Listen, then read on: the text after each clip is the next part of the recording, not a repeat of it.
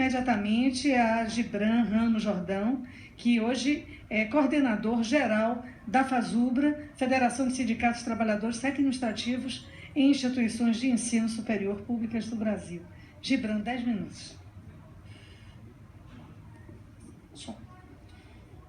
Boa tarde a todas e todos. Boa tarde a todos os integrantes aqui da mesa, em especial a deputada Alice Portugal, que já foi, inclusive, dirigente da nossa federação. Então, uma saudação muito especial, e que nós tivemos algumas lutas recentes importantes, como, por exemplo, a EBSER, né? E provavelmente vamos fazer um encontro de hospitais universitários, trabalhadores de hospitais universitários em breve, e queremos contar com a presença da deputada.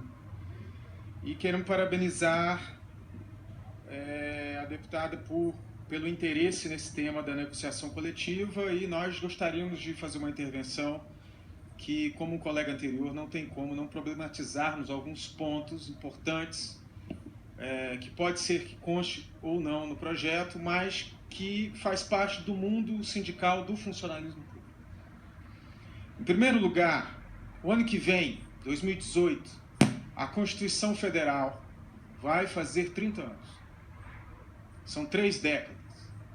E nós sabemos que, embora tenhamos várias críticas aos limites da Constituição Federal de 1988, mas as pequenas concessões que lá estão, e o direito de greve, e o regime jurídico único, e todas as outras possibilidades que o funcionalismo público, os trabalhadores do funcionalismo público federal, estadual, municipal, não tinham antes da Constituição, foram garantidos através de muita luta.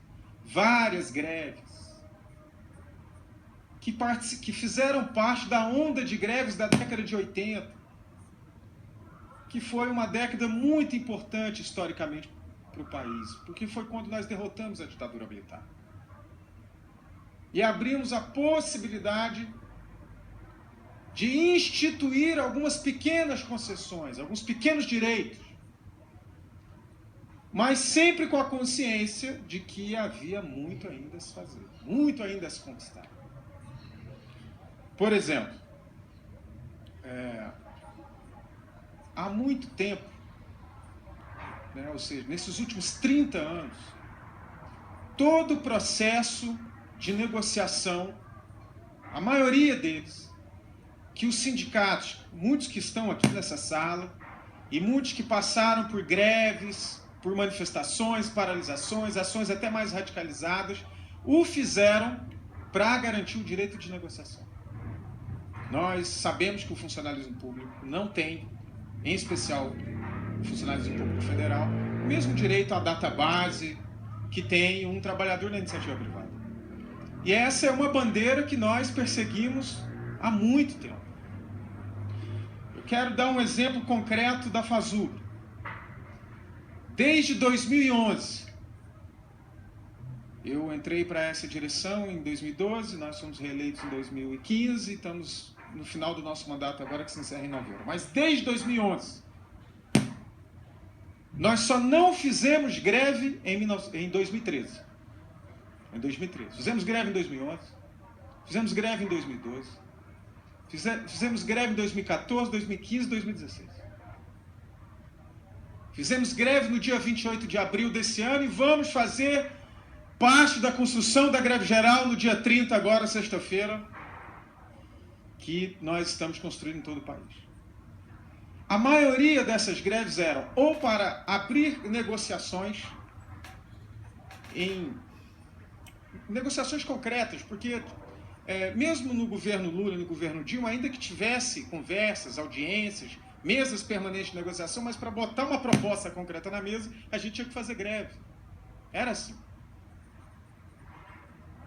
E agora, com esse governo, que, na nossa opinião, acelera e aprofunda os ataques, o ajuste fiscal, e também aprofunda o saque não só a direitos sociais, mas a direitos democráticos.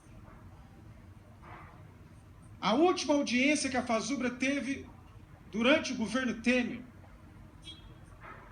foi em outubro de 2016, antes da greve da PEC do fim do mundo. Depois disso, nunca mais mesmo de 15 em 15 dias a gente protocolando um ofício pedindo audiência, mesmo com os nossos acordos de greve terem terminado já em janeiro desse ano, e nós estamos em nova campanha salarial, esse governo não foi capaz de nos receber nem para dizer que não tem proposta. Nem para dizer que não tem proposta. Então, de outubro de 2016 até junho de 2017, muito provavelmente, se não recebeu até agora para negociar, não vai receber esse ano. Nós vamos para um ano sem nenhuma possibilidade de negociação. Essa não é a realidade só da FASUBRA. Eu tenho certeza que tem vários dirigentes sindicais aqui nessa sala, como tem outros que devem estar acompanhando essa discussão de máxima importância, que é a mesma realidade. Não existe um processo de negociação, seja por condições de trabalho, seja por descumprimento de acordo, seja para um mero reajuste salarial. Bom, dentro do mundo sindical, tem alguns elementos que são universais. O direito à sindicalização, a negociação coletiva e o direito de greve.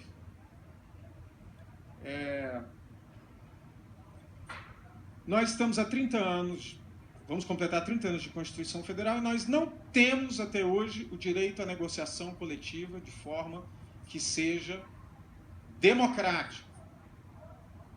O que significa isso? Uma negociação coletiva na qual se garanta que todo ano, ou após qualquer acordo, os sindicatos terão o direito de ser recebidos em audiência e estabelecer, junto com o governo, um processo de negociação democrático.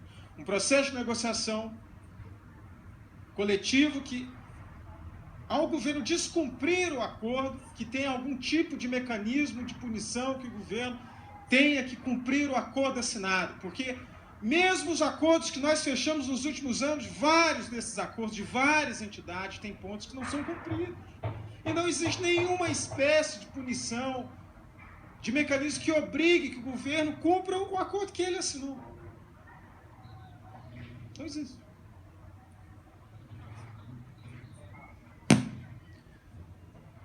Bom, o ano passado, antes da greve que nós fizemos contra a PEC 55, o STF tomou uma decisão que foi um golpe muito grande contra o direito de greve do funcionalismo.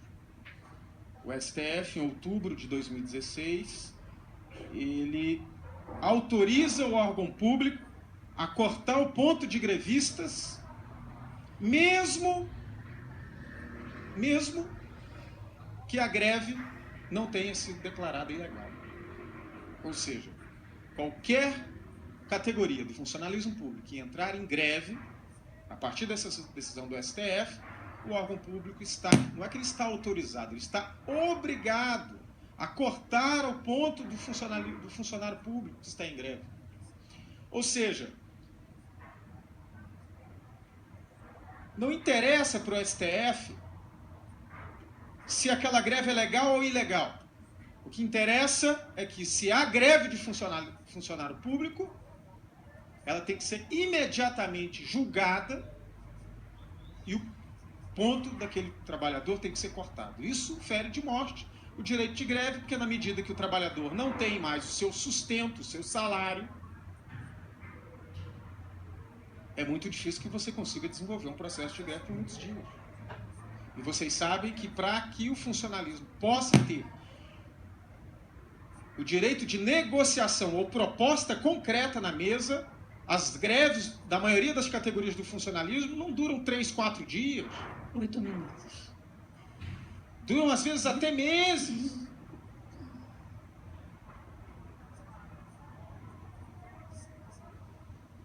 Bom, eu estou dizendo isso tudo para finalizar, já que meu tempo já está acabando, porque se nós estamos discutindo negociação coletiva, e eu acho muito importante que a gente consiga avançar e ter o direito à negociação coletiva, que o Estado brasileiro institua isso através do Congresso Nacional, que faça algum gesto de concessão à classe trabalhadora, porque, lamentavelmente, o que nós estamos vendo na maioria do Congresso Nacional são notícias que envergonham o país.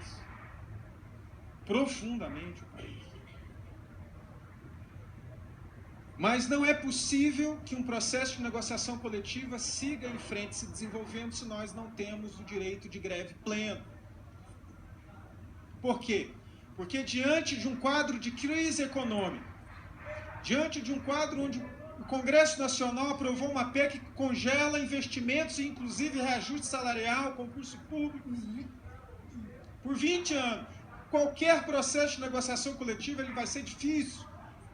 Ele vai ser truncado, ele vai ser sem proposta plena na mesa, ele vai ter os seus efeitos descumpridos depois de assinado, se nós não tivermos um instrumento que pressione, que dialogue com a sociedade e que faça, por meio da força política, fazer valer os nossos interesses, que é a greve, o direito de greve. Por fim, eu queria encerrar, além de fazer essas ponderações, essas problematizações, mais uma vez parabenizando a deputada e fazendo chamada a todos os meus colegas, amigos, companheiros e companheiras que estão aqui, que são dirigentes sindicais, que nós precisamos construir no dia 30 agora uma grande greve geral nesse país. O que está em jogo nesse país é direitos históricos, tanto direitos sociais como direitos democráticos. E não existe outra saída para a classe trabalhadora brasileira senão fazer uma greve que derrube o governo Temer, que não tem legitimidade nem moral para seguir mais nem um dia dentro do Palácio do Planalto. E que possa enterrar de vez tanto a reforma trabalhista como a reforma da Previdência e impor nesse país eleições diretas tanto para presidente quanto para Congresso Nacional. É isso que nós pensamos e espero que nós possamos sair dessa greve geral com condições de fazer com que esse país tenha um outro rumo que não é o rumo dos interesses do grande capital internacional. Muito obrigado, deputado. Obrigada, Gibran.